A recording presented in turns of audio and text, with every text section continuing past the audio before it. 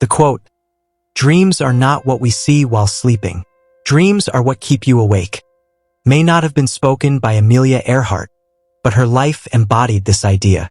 A woman who made the skies her home, she showed the world that courage knows no bounds. Yet, on July 2, 1937, over the Pacific Ocean, while searching for a tiny island, Amelia Earhart and her plane vanished. Her navigator, Fred Noonan, was with her. Since that day, one question lingers in everyone's mind. What happened to Amelia Earhart? Did her plane sink into the ocean? Did she land on an unknown island and perish there? Or, as some claim, was she captured by the Japanese military? Today, we embark on the journey Amelia Earhart began. A dream to circle the globe that turned into an enduring mystery. This is a story of courage, dreams, and a truth still waiting to be uncovered. Stick with me as we dive into the events of that day, the theories, and the legacy that made Amelia a legend. But friends, before we uncover this mystery, we first need to understand her journey. So let's travel back to America in the year 1897.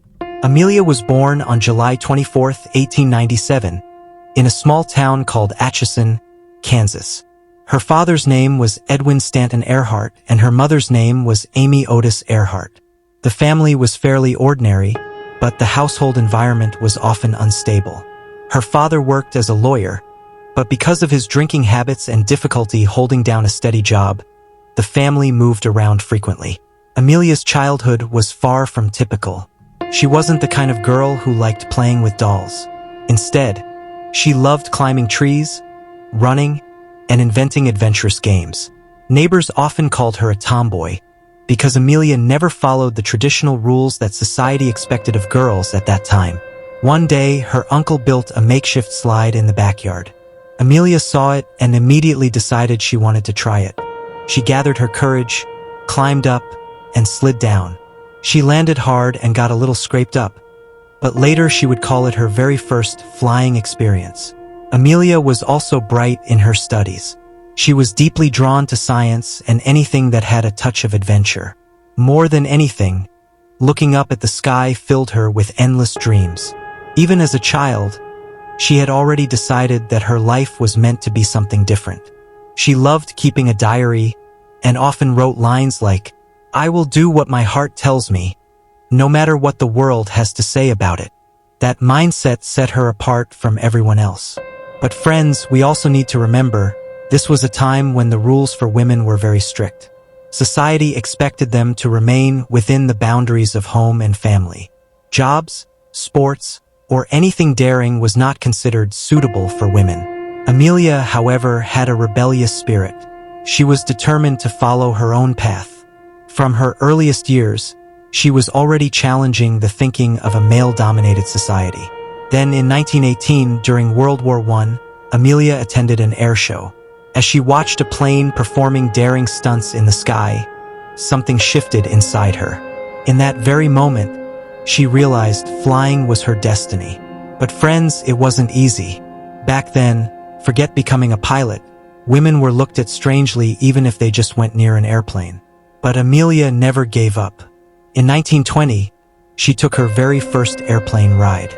That experience was so powerful that right then and there she decided, "This is the goal of my life. I will fly." After that, Amelia set her mind on taking flying lessons. To pay for them, she worked all kinds of odd jobs: photographer, truck driver, telephone operator. Whatever work she could find, she did it just to save enough money for flight training. Finally, she began lessons with pilot Nettie Snook. And friends, just imagine, at a time when most women were hesitant to even drive a car, Amelia was learning how to fly an airplane. Within just a few years, her skills soared.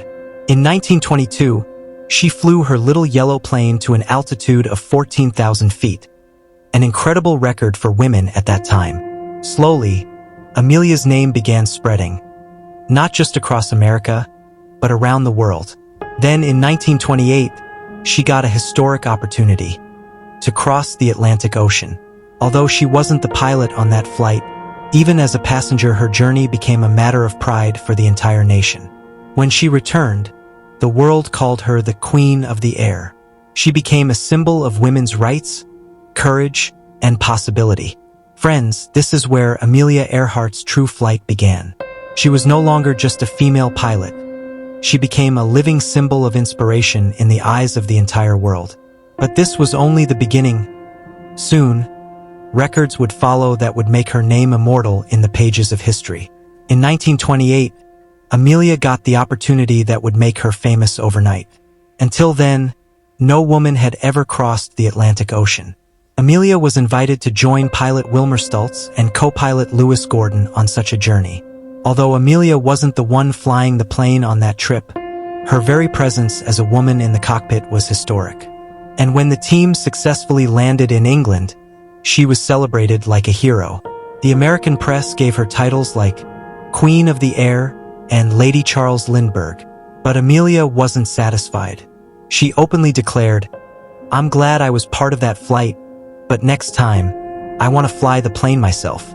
From then on, Amelia kept achieving one daring milestone after another, becoming a role model for women everywhere and a source of inspiration in the male-dominated world of aviation. In 1932, Amelia did what no woman had ever done before. She crossed the Atlantic Ocean all by herself. She became the first woman, and only the second person in history, to achieve this feat. On that flight, she stayed in the air for 15 hours and 18 minutes straight, before finally landing in Ireland. For this extraordinary achievement, she was awarded America's highest civilian honor, the Guide and Highly Experienced Sailor. Their plan was to cover nearly 47,000 kilometers, circling the globe by flying close to the equator. Amelia first began this journey in March 1937, but while flying from Hawaii westward, her plane developed a serious technical problem, forcing her to abandon the attempt midway. It was a major setback, but Amelia was not the kind of woman to give up. She had the aircraft repaired and prepared herself once again. On June 1, 1937, Amelia and Noonan officially launched their historic journey from Miami, Florida. This time, they chose to fly east to west. The trip was extremely challenging. Along the way, they battled stormy weather and frequent technical difficulties. But each time, Amelia's courage and determination kept them moving forward. For nearly a month, they flew tirelessly, crossing South America, Africa, India, and Southeast Asia. Finally, by late June, they reached New Guinea. By then, they had already covered about 35,000 kilometers. Only about 11,000 remained, and the hardest stretch of all still lay ahead, the vast Pacific Ocean. Friends, this is where Amelia's final journey began, the one that gave birth to the greatest aviation mystery in history. On the night of July 1st, Amelia and her navigator Fred Noonan prepared their Lockheed Electra 10E for the next leg of the trip. Early the next morning, July 2nd, they took off with their sights set on a tiny speck in the Pacific, Howland Island. And friends, you'll be surprised to know, this island was incredibly small, just about 3 kilometers long and only 800 meters wide. In the middle of the vast ocean, finding it was like looking for a needle in a haystack. To help guide them, the U.S. Coast Guard stationed a ship, the USCG Itasca, near Howland Island. Its job was to send radio signals and guide Amelia so she could land safely. At first, everything seemed normal. But as the hours went by, the crew on the Itasca began to notice troubling signs. At 7:42 a.m., a radio message came from Amelia. "We are near Howland Island, but we cannot see it." A little later, another chilling update followed. She reported they were almost out of fuel. Just imagine it, friends, trying to locate a tiny island in the middle of the endless Pacific, running low on fuel, and only receiving broken, incomplete radio messages. The fear in that moment must have been overwhelming. Around 8:43 a.m., Amelia's final message was heard. She said, "We are flying north and south. We are trying to find the island." After that, the radio went silent.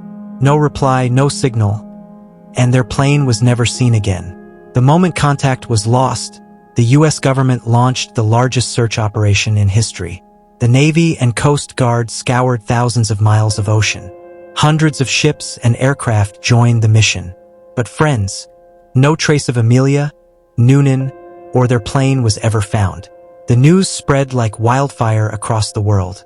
People couldn't believe that such a courageous and skilled pilot could simply vanish. In America, it felt like a wave of grief swept across the nation.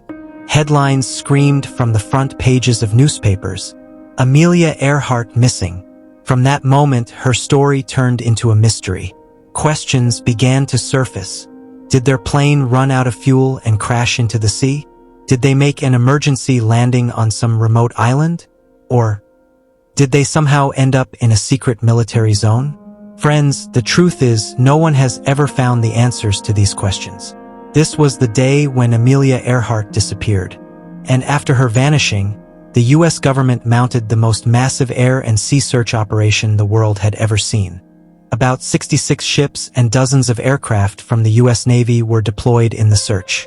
Nearly 4,000 soldiers took part in the mission. Thousands of miles of ocean and countless small islands were combed through.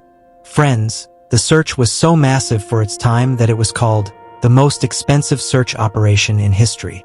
But the result? Zero. No airplane. No bodies. No solid evidence. The first and most common theory suggested that Amelia's plane ran out of fuel and crashed into the Pacific Ocean. Many experts believe her fuel must have been exhausted before she reached Howland Island. The plane likely went down into the sea, swallowed by powerful waves. And because it sank into the deep ocean, no wreckage was ever recovered. This theory remains the most widely accepted, but the interesting part is that, despite years of searching, no conclusive evidence has ever been found, even from the ocean floor. Other researchers believe Amelia and Noonan may have made an emergency landing on a remote island. One possibility often discussed is Nikumaroro Island, today part of Kiribati, about 650 kilometers from Howland. In the 1940s, human bones, a pair of shoes, and pieces of metal were discovered there.